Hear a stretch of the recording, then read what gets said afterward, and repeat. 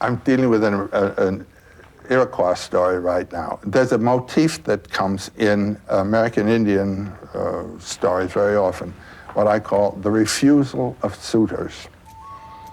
A girl with her mother lived in a wigwam on the edge of the village. She was a very handsome girl, but extremely proud, and would not accept any of the boys. They proposed to her through the mother, and the mother was terribly annoyed with her. Well, one day, they're out collecting wood, and they have gone a long way from the village.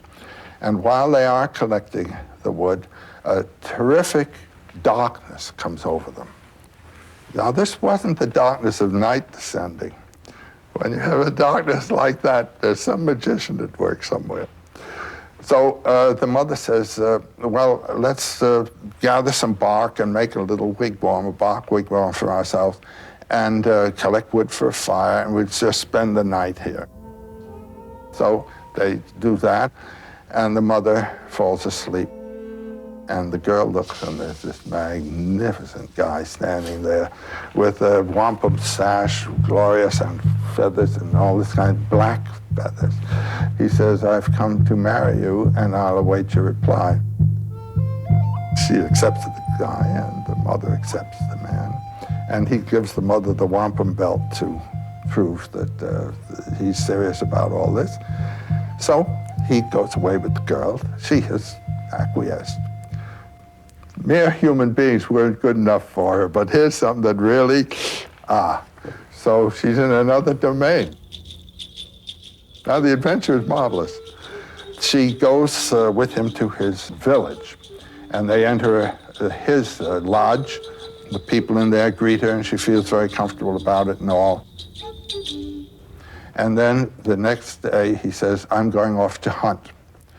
So he leaves the lodge, and the door is closed with a flap. There's a flap. When he closes the flap, she hears a strange sound. So there's the whole day, and she's just in the hut. And as evening comes, she hears that strange sound again. And the door flap is flung off, and in comes this prodigious serpent with his tongue darting, and he puts his head in her lap and says, now you must search my head for lice and things like that. And she finds all kinds of horrible things there and kills them all. And then he withdraws, and in a moment, after the gate door has been closed, it opens again, and in he comes, just the same beautiful young man again, and said, were you afraid of me when I came in just now?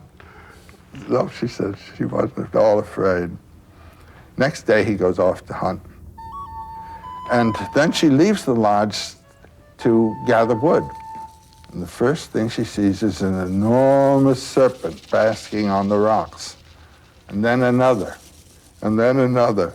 Then she begins to feel very badly, very homesick and discouraged. Then the evening, the serpent, and then the man again. The third day, when he leaves, she decides she's going to try to get out of this place.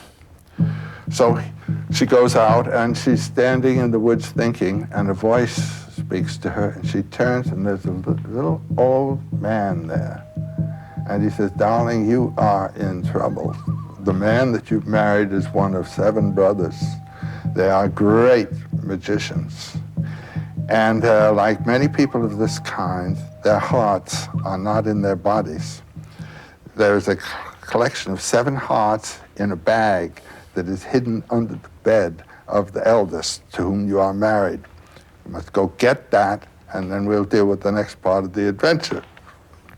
She goes in and finds a bag of hearts and is running out, and a voice calls after her, stop, stop. It's the voice of the magician. And she continues to run. He says, you may think you can get away from me, but you never can. And just at that point, she hears the voice of the old man. He says, I'll help you, dear. And he's pulling her out of the water. She didn't even know that she was in water. What does that say to you?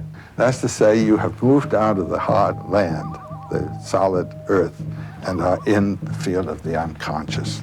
And she had pulled herself into the transcendent realm and got caught in the negative powers of the abyss, And she's being rescued now by the upper powers. What you have done has been to elevate yourself out of the local field and put yourself in a field of higher power, higher danger. And are you going to be able to handle it? If you are not eligible for this place into which you put yourself, it's going to be a demon marriage. It's going to be a real mess. If you are eligible, it can be a glory that will give you a life that is yours in your own way.